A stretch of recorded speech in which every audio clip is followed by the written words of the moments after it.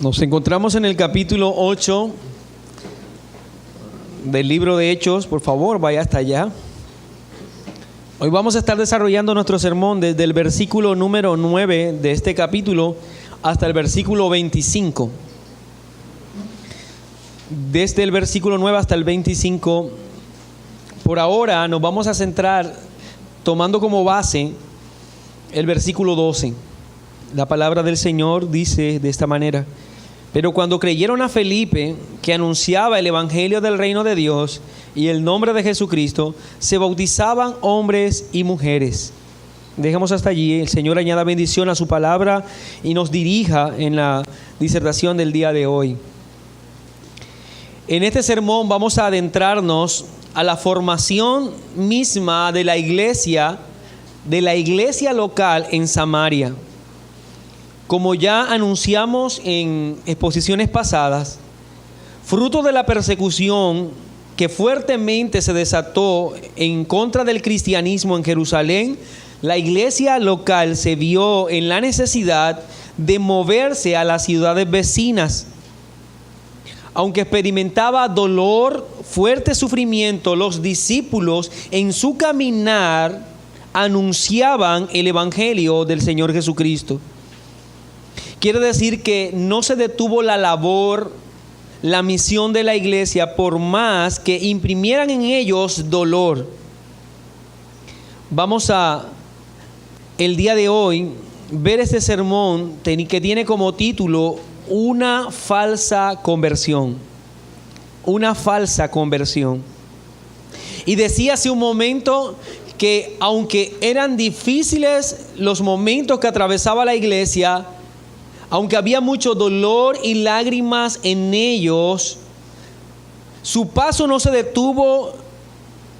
Se abrían camino predicando el evangelio, como haciendo realidad aquello que enseña el Salmo 126, versículo 5: los que sembraron con lágrimas, con regocijo segarán. Pero ahora la historia se centra en Felipe, uno de los 7 diáconos elegidos junto a Esteban, elegidos para ser parte de los oficiales de la iglesia local de Jerusalén para atender las necesidades específicas que la iglesia vivía. Pero claramente producto de esas circunstancias y la persecución que vivían, Felipe dejó su labor como diácono para emprender una labor como evangelista. Él anunciaba entonces a los pueblos que desconocían la verdad, anunciaba a Cristo y a su evangelio. Este es entonces el diácono Felipe. Capítulo 8, versículo 6 decía: y la gente unánime escuchaba atentamente las cosas que decía Felipe, oyendo y viendo las señales que hacía. Lucas no hace una descripción numérica de los que escuchaban a Felipe, no hace una descripción numérica de los nuevos conversos, como lo hizo en el caso de los primeros capítulos del libro de Hechos, en el cual podemos nosotros claramente registrar la conversión de 3,000, la conversión de 5,000. Ahora Lucas no se detiene a describir en forma detallada cuántos son los convertidos. Lo que sí es cierto es que él describe que la iglesia se estaba conformando en ese momento, puesto que hombres y mujeres son traídos a nueva vida por medio de la predicación de este hombre, de Felipe. Estos hombres y mujeres son enseñados, son guiados. Según el texto, ahora también son bautizados.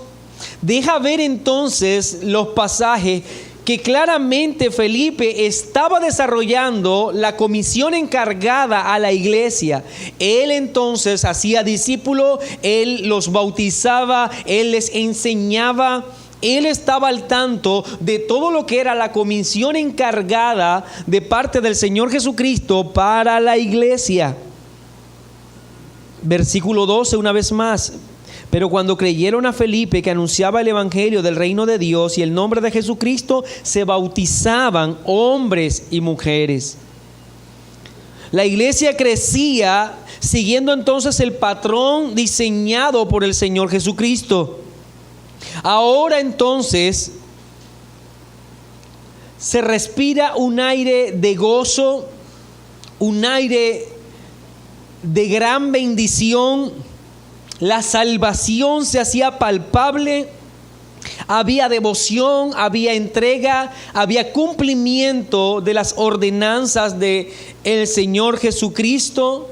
Así que este primer registro es sin lugar a duda un buen surgimiento de una iglesia local, un buen predicador, una evidencia palpable de conversión y obediencia a la instrucción del Señor Jesucristo.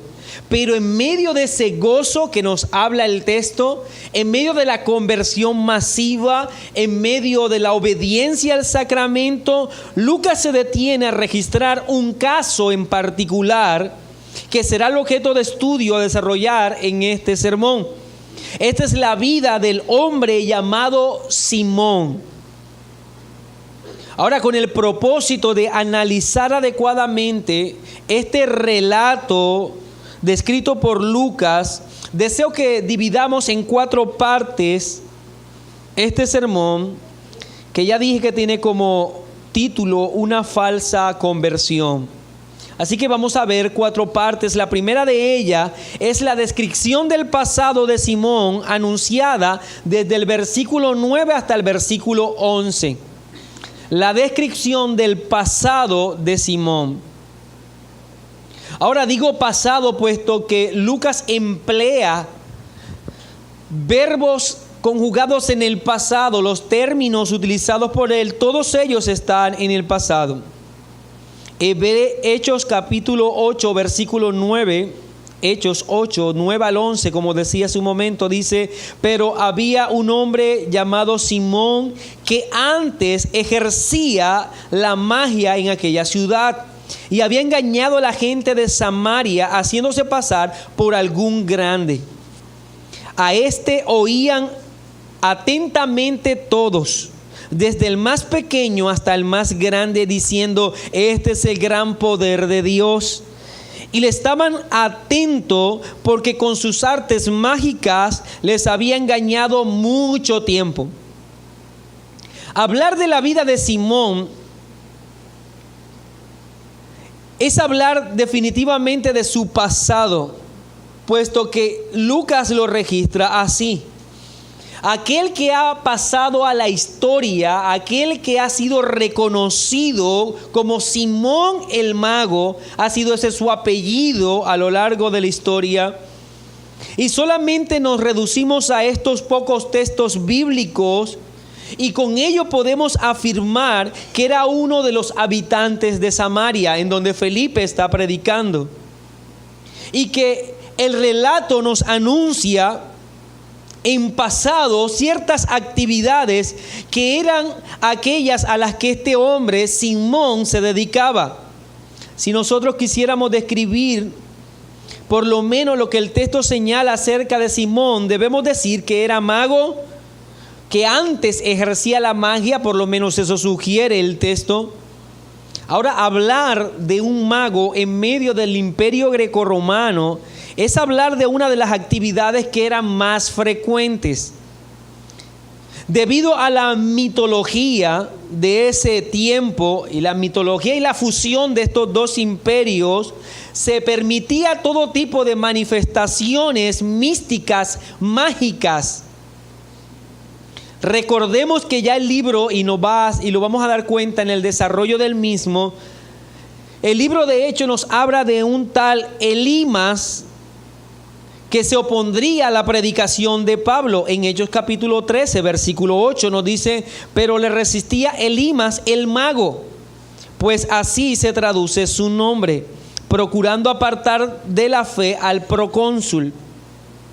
También recordemos a la joven de espíritu de adivinación que se enfrenta con Pablo en Hechos 16. Y aconteció que mientras íbamos a la oración, nos salió al encuentro una muchacha que tenía espíritu de adivinación. Recordemos también los exorcistas ambulantes que quisieron liberar a un endemoniado en el nombre de Jesús y en el nombre de Pablo, que nos habla Hechos capítulo 19, versículo 13. De manera que si miramos rápidamente lo que nos señala el libro de Hechos, podemos determinar que esta actividad de Simón era algo normal, no era algo extraña para la época. ¿Se trataba de un mago más? ¿O podemos nosotros precisar por el texto, se trataba de un charlatán más? Pero todas estas actividades eran claramente condenadas por Dios y por la Escritura. En Deuteronomio capítulo 18, versículo 10 hasta el 12 nos dice: no se ha hallado en ti quien haga pasar a su hijo o a su hija por el fuego, ni quien participe adivinación, ni agorero, ni sortilegio, ni hechicero, ni encantador, ni adivino, ni mago, ni quien consulte a los muertos, porque es abominación para con Jehová cualquiera que hace estas cosas. Y por estas abominaciones Jehová tu Dios echa estas naciones de delante de ti. Deuteronomio capítulo 18 del 10 al 12. Entonces, claramente estas actividades, aunque en el caso de Simón eran fraudulentas, estaban condenadas por Dios. Entonces era mago. También podemos señalar que era engañador. Esto quiere decir que a diferencia de otros magos que sí encontramos en el libro de Hechos, quienes practicaron artes oscuras y ellas en realidad hacían lo que dice ser el texto, no sucedía así con Simón. Él fingía ser mago, pero en realidad no lo era. Él era un engañador, un embaucador. Él hacía creer que poseía esas habilidades. Dice el texto: y había engañado a la gente de Samaria, haciéndose pasar por algún grande. Lo siguiente que podemos también señalar de Simón, de su pasado, es que poseía gran carisma. Las habilidades histriónicas y oratorias de este hombre debían ser excepcionales, pues el texto dice: a este oían atentamente todos, desde el más pequeño hasta el más grande, diciendo: este es el gran poder de Dios. Eso decían las personas. Y le estaban atentos, dice el versículo 11, porque con sus artes mágicas les había engañado mucho tiempo. Entonces no se trataba de un simple engañador, sino de que hacía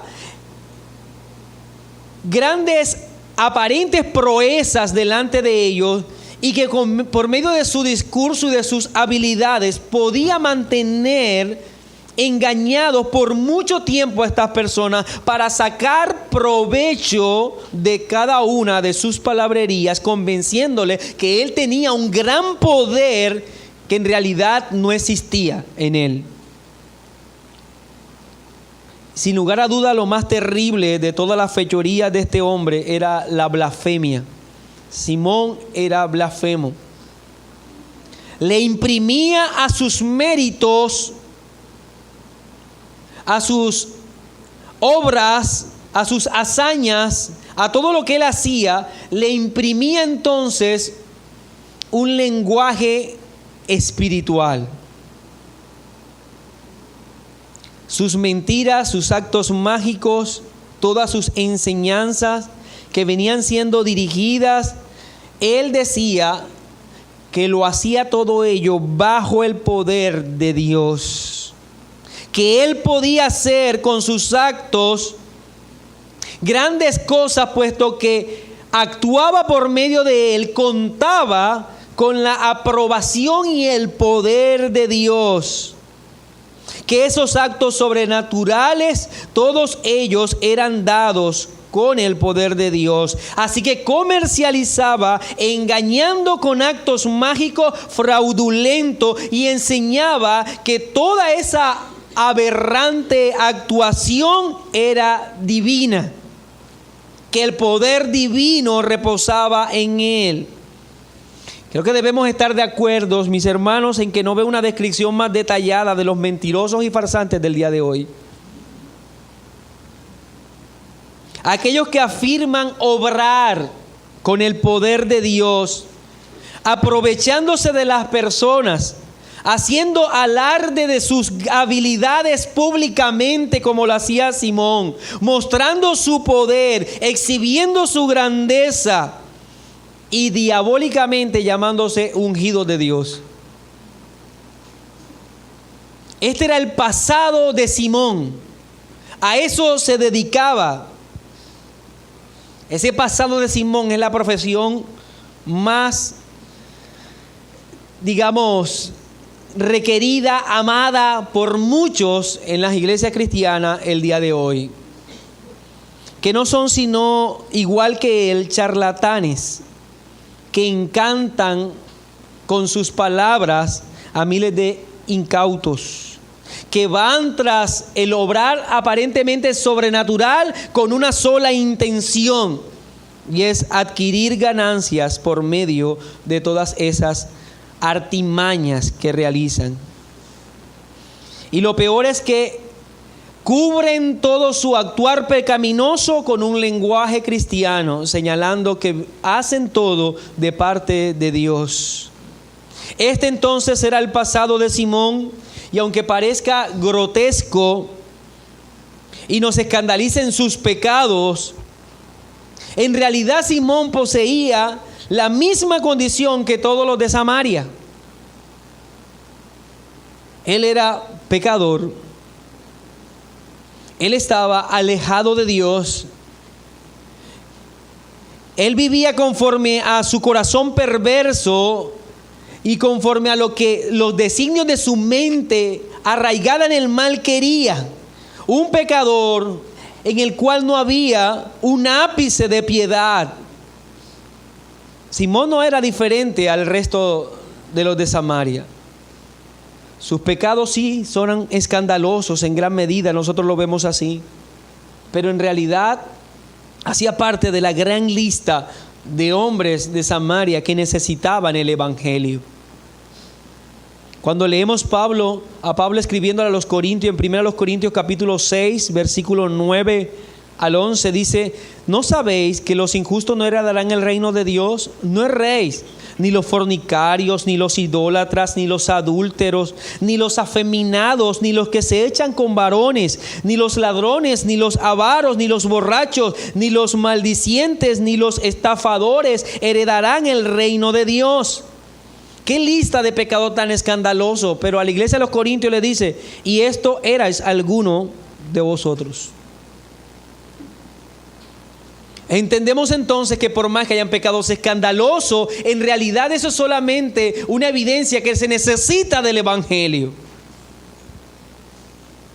Por eso dice entonces Pablo: más ya habéis sido lavados, ya habéis sido santificados, ya habéis sido justificados en el nombre del Señor Jesús y por el Espíritu de nuestro Dios. Y este es lo bueno del evangelio, mi hermano, que llega para abrir las puertas del reino de los cielos, donde mucho tiempo estuvo cerrada, a hacer algo que al hombre le es imposible desde su propia fuerza. El evangelio llegaba a Samaria, y todos los que allí vivían iban a ser expuestos a una predicación que era el único medio por el cual podrían ellos cambiar sus vidas. Simón entonces vendría a ser uno de aquellos en los cuales iba a estar ante la predicación de Felipe. Su pasado, en realidad, al escuchar el evangelio, no lo iba a descalificar. Todo lo contrario, su pasado lo señalaba como eso, como un pecador más que necesitaba ser transformado. Bien, aquí vemos entonces el pasado de Simón. Permítame citarle como punto número 2 la conversión de Simón registrada en el versículo 12 y 13. La conversión de Simón. Pero cuando creyeron a Felipe, que anunciaba el evangelio del reino de Dios y el nombre de Jesucristo, se bautizaban hombres y mujeres. También creyó Simón mismo, y habiéndose bautizado, estaba siempre con Felipe. Y viendo las señales y grandes milagros que se hacían, estaba atónito. Simón se encontraba en medio entonces del grupo de hombres y mujeres que vinieron a los pies del Señor. Él hizo parte de la conversión masiva que se dio en Samaria. Simón escuchó y creyó el mensaje de Felipe. Sus oídos, sus ojos estaban atónitos, maravillados de las grandes maravillas que Dios hacía. Su mente fue extasiada, su corazón fue desbordado de emoción y de las enseñanzas que le parecían de verdad grandes y hermosas, puesto que el texto dice que estaba siempre con Felipe. Él obedeció el sagrado sacramento del bautismo. Y esto quiere decir que públicamente Simón hizo una profesión de fe. Se reconoció públicamente como unido a Cristo y unido a la iglesia local. Por su bautismo afirmó verse a sí mismo como un creyente genuino, que en forma pública reconocía que había conocido al Señor y que su corazón había sido transformado. Y el bautismo era solo una evidencia de ello. Después de que se bautizó, el texto nos dice que estaba siempre con Felipe. Por lo tanto, esta cláusula debemos entenderla como que Simón fue discípulo de Felipe, estaba siempre al lado de él. Ahora no debemos pensar que se trata de un día para otro. El hecho de que diga que estuvo siempre quiere decir que pasó tiempo con Felipe. Él estuvo a su lado, él le veía hablar, él le escuchaba predicar, él estaba maravillado, como dice el texto, con todo lo que Felipe hacía y decía y cómo obraba Dios en medio de él. Todos podíamos asegurar, si nosotros viésemos hoy a Simón, podríamos asegurar que se trataba de un hijo de Dios. Que en él obraba el Espíritu Santo, que tenía un corazón regenerado, que aquello de un mentiroso fraudulento no era sino un asunto del pasado, que ahora todas las cosas habían sido hechas nuevas. Y estoy seguro que no solamente nosotros, sino todos los que estaban allí, estaban convencidos. Él hacía parte de los creyentes de Samaria, un nuevo miembro de la iglesia de Samaria. Nosotros solemos validar a las personas por sus acciones externas y cometemos ese grave error. Y esto es así puesto que el Señor mismo dijo: por sus frutos los conoceréis. Entonces, de alguna manera nosotros tenemos el afán de estar viendo los frutos de las personas para estar reconociendo si son o no son cristianos. Y olvidamos que muchos de esos frutos pueden ser imitables, se pueden fingir, que aún el corazón mismo se puede engañar tanto que alguien puede verse como creyente no siéndolo.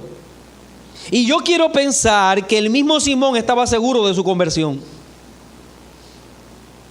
Pero la verdad tendría que salir a la luz, puesto que la verdadera conversión no solo es el modificar ciertas conductas.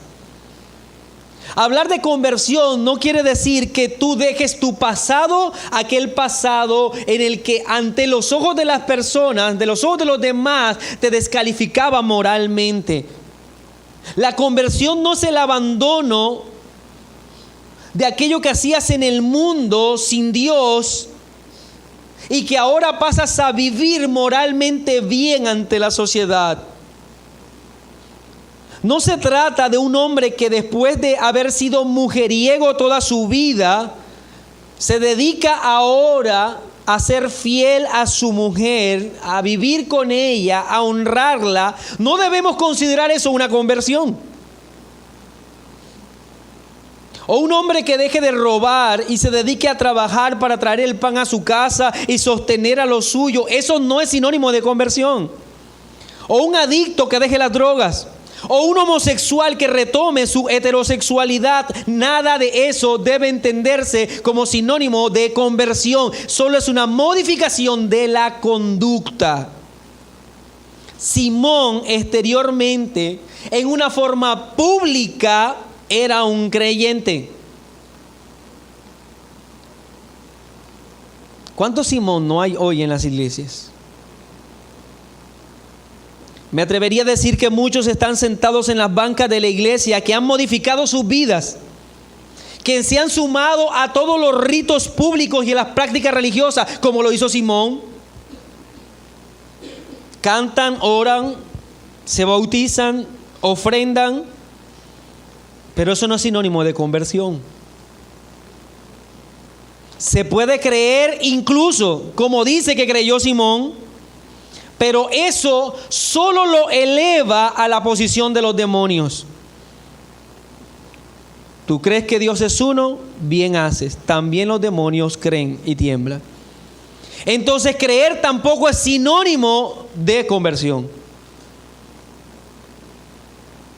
Pasemos al punto número 3, las evidencias de una falsa conversión en Simón. Ya vimos el pasado de Simón, ya vimos su aparente conversión, su conversión pública con todos los elementos asociados a ella y que cualquiera de nosotros podía asegurar que era un creyente. Ahora veamos las evidencias de una falsa conversión.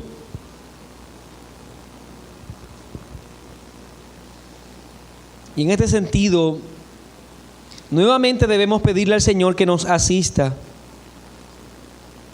para poder ver lo que el texto nos habla de lo que es una verdadera conversión, de lo que es una falsa conversión. Así como la verdadera conversión es evidente por sus frutos, también la falsa conversión es evidente por sus frutos. Un corazón no regenerado es el terreno más fértil para que crezcan todo tipo de pecados. Y usted puede podar de verdad ese terreno en una forma superficial, pero si no se ha cambiado la naturaleza de ese terreno, crecerá el pecado tarde o temprano. Por más que aparentemente está limpio, el terreno sigue siendo fértil para que abunde el pecado. Aflorará la evidencia del verdadero estado del alma de esa persona en algún momento. Y eso es lo que nosotros encontramos en la vida de Simón. Podemos hablar de una falsa conversión en Simón, pues todas las señales dadas en su conversión y que ya se señalaron fueron externas. En ningún momento se habla de verdades o impactos internos. Él quedó maravillado. Él le pareció cierto todo lo que escuchaba. Él cumplió con el deber del bautismo públicamente. Mostraba interés. Modificó por un tiempo su manera de vivir. Exteriormente parecía un cristiano. El Señor Jesucristo mismo estableció esto, que el tiempo nos ayudaría a reconocer una verdadera y una falsa conversión. Mateo capítulo 13, versículo 20. En adelante dice: y el que fue sembrado en pedregales, este es el que oye la palabra y al momento la recibe con gozo. No te escucha, cree, recibe con gozo, pero no tiene raíz en sí, sino que es de corta duración, pues al venir la aflicción o la persecución por causa de la palabra, luego tropieza. Veamos entonces cómo el tiempo y las actividades del curso natural ayudan, nos permiten determinar cuando hay una falsa conversión. Leamos entonces el texto.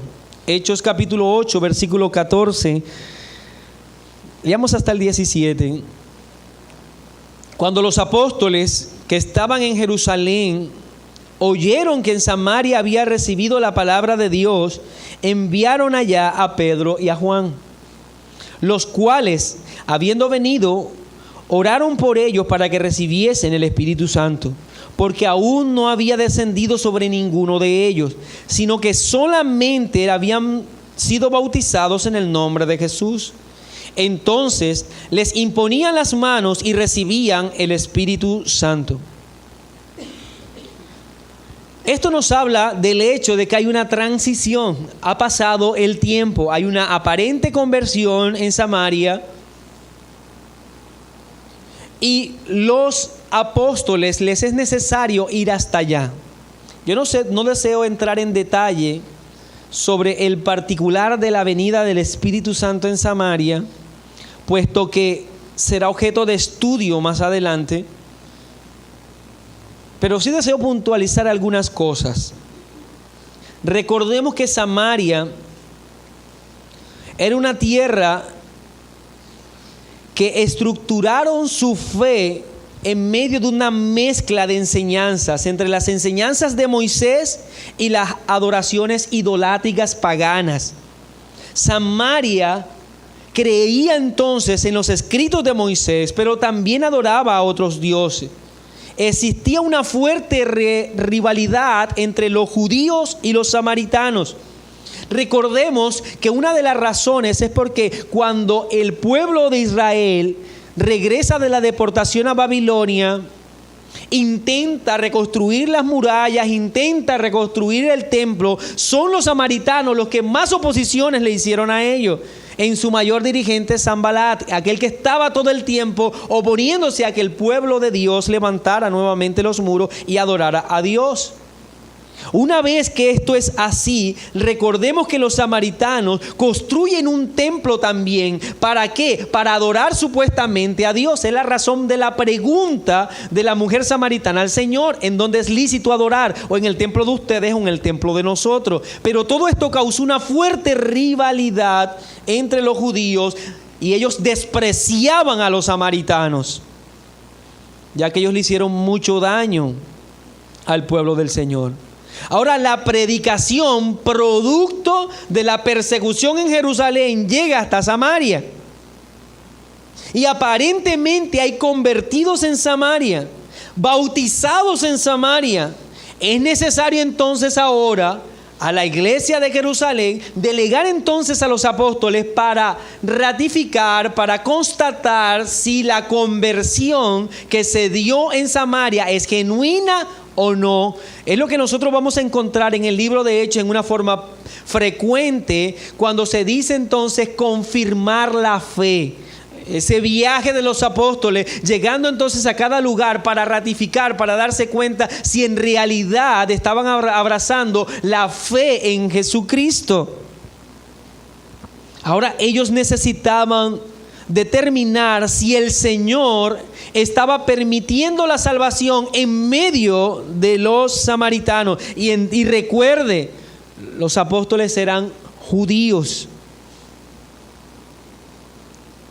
Nos sigue diciendo el texto entonces: cuando vio Simón que por la imposición de las manos de los apóstoles se daba el Espíritu Santo, les ofreció dinero. Decía que no iba a entrar en detalle acerca de la venida del Espíritu Santo. Lo único que puedo decir en este momento, mis hermanos, es que el hecho mismo de que el Espíritu Santo llegase en Samaria en esa forma visible era el mayor testimonio de que el Evangelio y la gracia estaba permitiéndose en Samaria. Recordemos que públicamente la iglesia de Jerusalén es constituida después de la llegada del Espíritu Santo en la fiesta entonces, en la fiesta de la cosecha que se da en Pentecostés.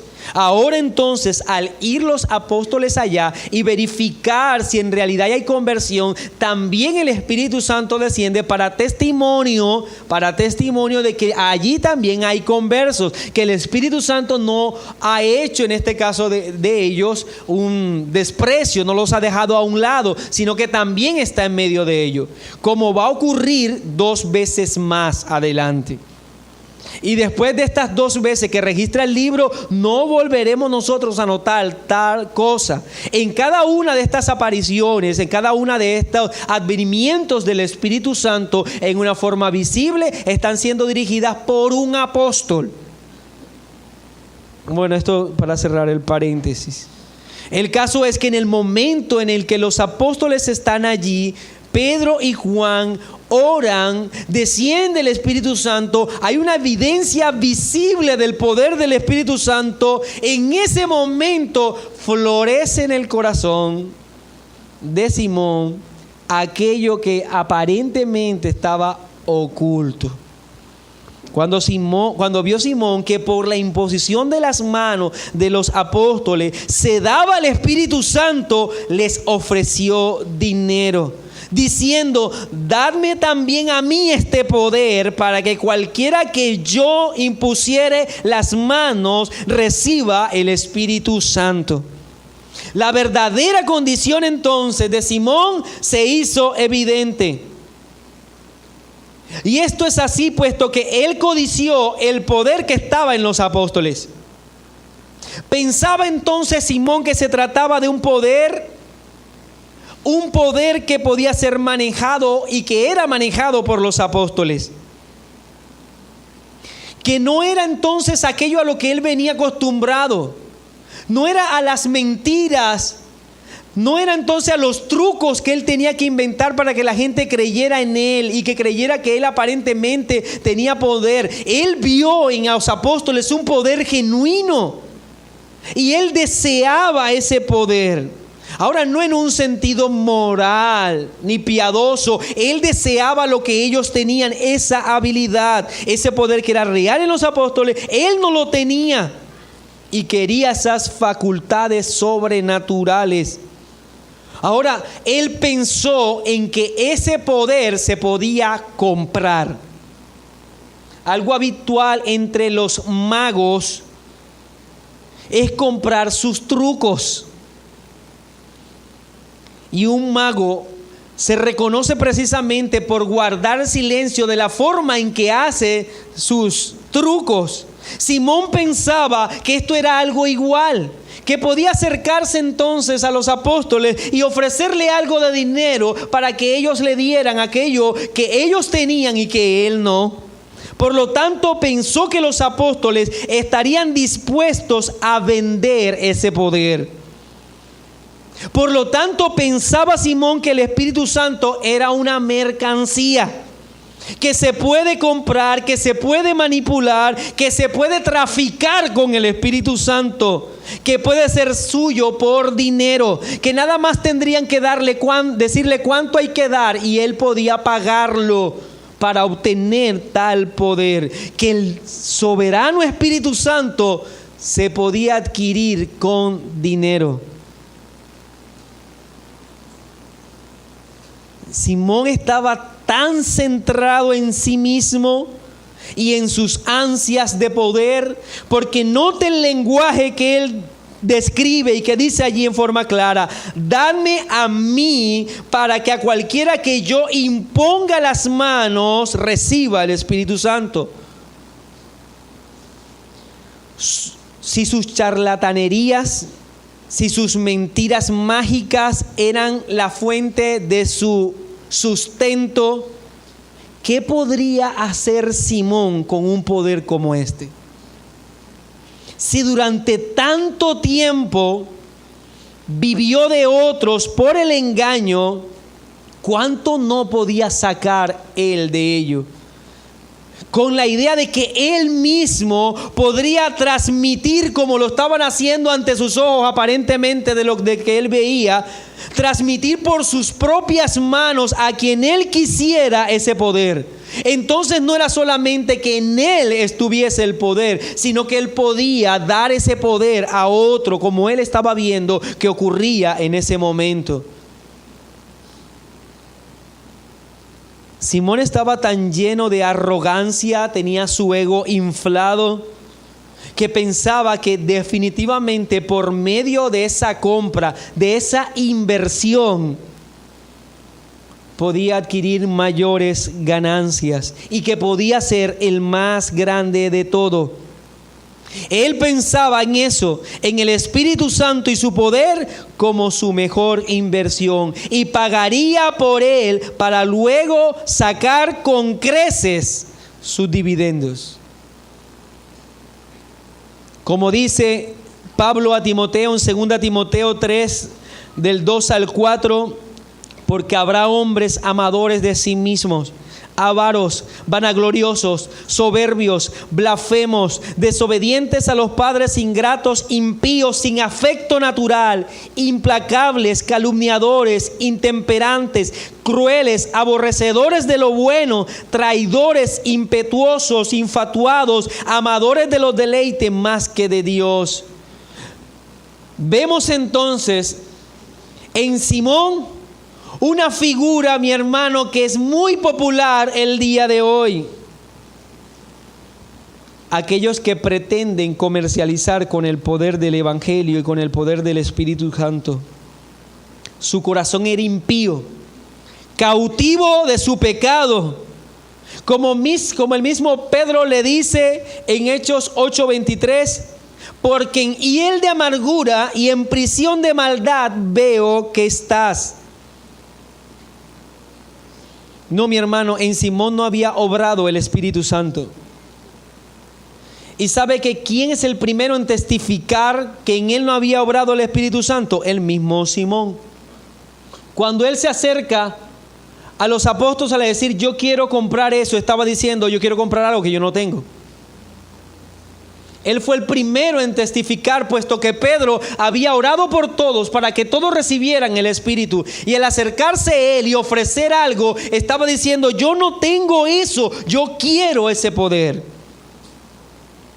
Su corazón estaba saturado de pecado, sin la más mínima posibilidad de resistirse a que fluyera ese pecado y que fuera notorio. En él no había ese Espíritu Santo que santifica, que libera de la maldad. Él no podía ni siquiera ver su propia condición. Él solo buscaba cómo tener más poder, cómo tener más riquezas. Romanos 16:18, Pablo dice, porque tales personas no sirven a nuestro Señor Jesucristo, sino a sus propios vientres.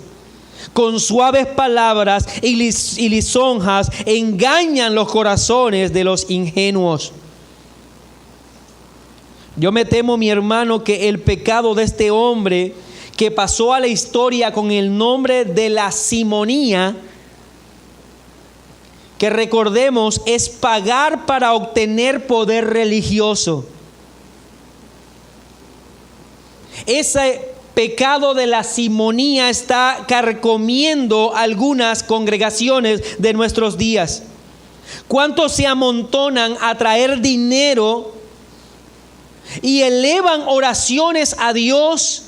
Y cuando elevan sus oraciones a Dios, hacen algo que es aberrante. En sus manos levantan billetes como para convencer a Dios, como para engatusar a Dios, como para encantar a Dios, y levantan en sus manos los billetes o las billeteras para obtener poder de Dios.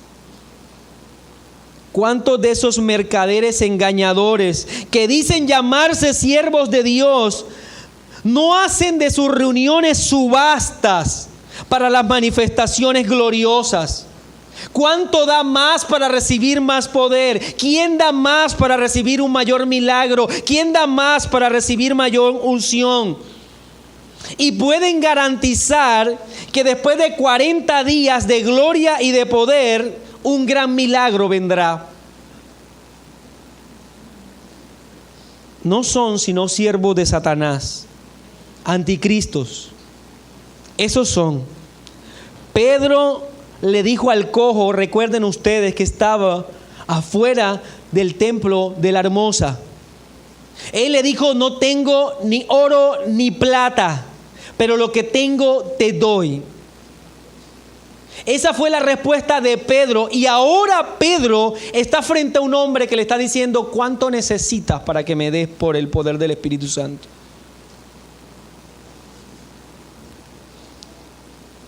Por ello termino en el punto número 4 hablando de la condena de Simón anunciada. La condena de Simón anunciada, que es la respuesta de Pedro ante la invitación de este hombre.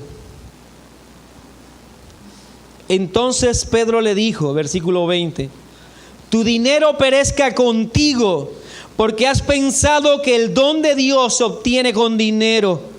No tienes tu parte ni suerte en este asunto, porque tu corazón no es recto delante de Dios. Arrepiéntete pues de esta tu maldad y ruega a Dios si quizás te sea perdonado el pensamiento de tu corazón, porque en hiel de amargura y en prisión de maldad veo que estás. Estas palabras de Pedro, mi hermano, deben ser proclamadas, anunciadas el día de hoy. Y nosotros como iglesia deberíamos unirnos a esta declaración de Pedro. Vemos que él se levanta firme y en una forma directa, con gran valor. Pedro le dice a Simón que tu dinero perezca contigo. Como queriéndole decir que para el lugar a donde seguramente tú vas, también vaya el dinero contigo.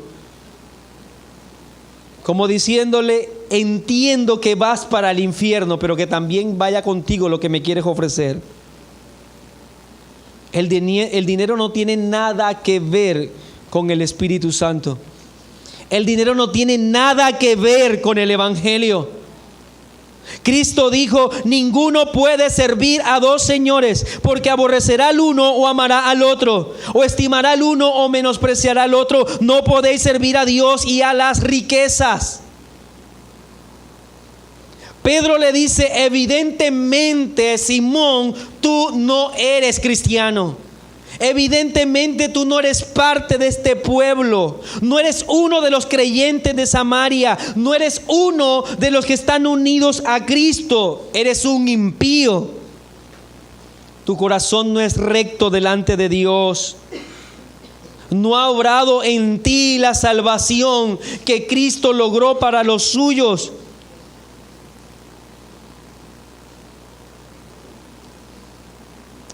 Pero ¿sabe que me llama mucho la atención la forma en que termina la reprensión Pedro? Termina diciéndole, arrepiéntete. Arrepiéntete. Eso era lo que necesitaba escuchar Simón.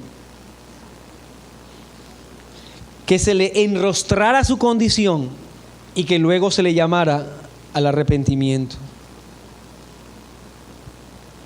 Simón había escuchado la predicación de Felipe, había admirado su mensaje, se había maravillado de la grandeza de las proezas que se hacían por medio de Felipe, se había bautizado públicamente, se había reconocido como creyente, pero en él no había conversión, debía arrepentirse. Muchos pueden estar en los púlpitos. Muchos pueden llamarse pastores, maestros, evangelistas, cristianos, siervos, pero si no se han arrepentido, son sus sucios corazones, tomarán ventaja de ello y tarde o temprano sacarán provecho de esa posición. Por eso el llamado que debemos nosotros hacerle a todo aquel que una en una forma diabólica el evangelio y el dinero, es este llamado que le hace Pedro a Simón: arrepiéntete. Y ruega a Dios por si quizás te sea perdonado ese grave pecado. Ese es el mensaje que debemos transmitir a todo aquel que haga eco de aquella declaración del Evangelio de la prosperidad. El Señor no vino para que nosotros hagamos de su mensaje, de su obra, una fuente de riqueza. Él vino para que entendiéramos que somos sino sucios, miserables, que merecemos el infierno, que por gracia hemos sido salvos y por gracia debemos dar de aquello que hemos recibido. Mi hermano, oremos.